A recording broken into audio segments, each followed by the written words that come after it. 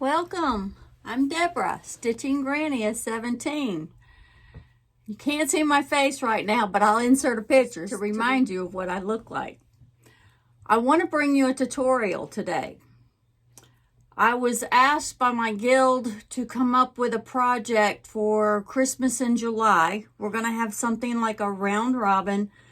4 different people are going to show a project that they could make before Christmas, either for themselves or for a gift. So this can be used either as a gift or for someone else. And I saw the vintage stitcher. She was doing a quilt as you go placemat out of the Dollar Tree placemats.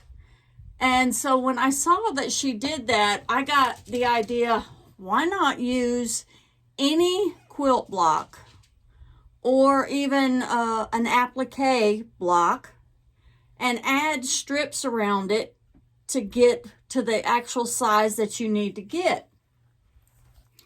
And so I took the Scrappiness is Happiness book from Lori Holt, and I saw the Santa hat, and I said, that's a perfect size. These placemats from Dollar Tree measure approximately 11.5 by 17.5. The finished quilt block of Lori's, you wouldn't have this strip down here. I added it so that I could center the hat a little bit better on the placemat. So this is how we start. First, find the center of the placemat. Find the center of your desired block. You can use any block that you want to. This block happens to measure approximately 14.5 inches wide. It was 10.5 inches high. So I told you that this is approximately 11.5, so that would have left us about 1/4 of an inch top and bottom, which it probably would cover up with the binding. But there again, I didn't want the binding up where the Santa's hat was, so I wanted it to be a little bit more centered. So this is what you do. You find the center of the placemat, find the center of your block, and then you lay it there. And I marked mine on the placemat with a friction pin at the top and the bottom.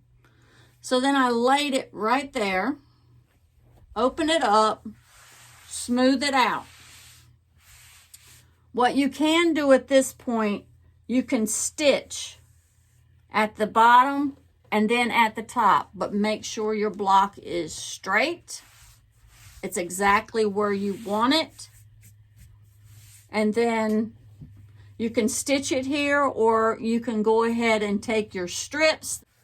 You can add it to the side and sew right down here, 1/4 of an inch. And then you can add this piece and you can sew right down here. Now what I did, I increased my stitch length to approximately a 4, and I use a Juki 2010.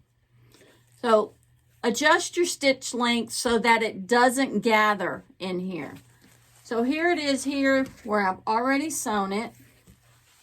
Now on this one, I did stitch it down at the top and at the bottom before I added the sides. So here is where I added the side, and then I added the side on this side. So then I smooth it back, and then I press it. And then the next step, I take my block and then I finish sewing around the edge. And where I'm trying to catch it is right here. The Dollar Tree has a overcast stitch done with an overlock machine. And so I'm trying to stay right in there just so it doesn't show whenever I add the binding.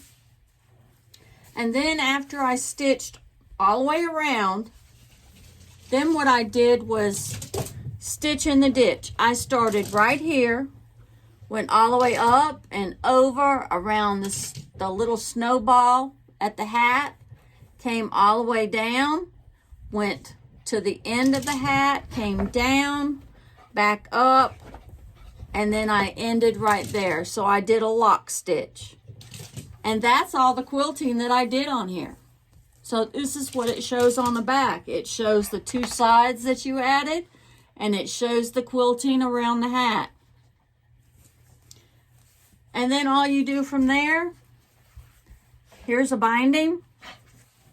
Now this is too short. I didn't want to deal with a long piece while I showed you this quick little tutorial. So then all you're going to do is add your binding all the way around. And then what I usually do when I add my binding, I go ahead and sew it to the front so I can flip it to the back. And this is a neat little tool to get. What I like to do is I like to stitch in the ditch so that it catches the back. And all you do to do that, use Elmer's glue. You can buy these little nozzles, I'm sure, on Amazon. I got mine at a quilt show from one of the quilt vendors. It comes with 2 of them. And it's very narrow. So you can either drop it, put drops down, or you can put lines down. And then what I do is I put it in here. I take my iron. After I've put the glue down, when I bring the binding over, then I tap it with my iron so that the heat will go ahead and make the glue stick. And then after that's done, all I have to do is turn it over and then stitch in the ditch. And that's a quick placemat. It cost you scraps that you used on the front, with $1.25 placemat that you have on the back. And I did cut the little tag off that's on the back. It's on right here, but I made sure I cut them off because I didn't want that to show, because it's not a store-bought placemat. So you don't have to worry about binding. You don't have to worry about backing. Just use what you have for the front, and you've got a beautiful placemat. Even on the back, if you're eating, you don't want to mess up the front. Turn it over. Who cares about the back? And then you can wash it just like you normally would. I want to encourage y'all to go check out my video. I'll be putting up another one sometime this weekend. I have a giveaway, and I have one that's up right now from last week that you can go back and you can enter for the giveaway, but you cannot mention the word giveaway, win, or anything like that. You have to answer the question that's in the video, and then you'll be in for the drawing. And then the very next video, which will be tomorrow or Saturday that will go up, I will do the drawing then. So my featured designer is Chrissy, and she's finally a farm girl, and she's given away some patterns on my channel of ones that she has designed. So if you haven't checked out Chrissy, finally a farm girl, go check her out. But in my videos, I also have quilting and cross stitch. Thank you for joining me today, and happy stitching.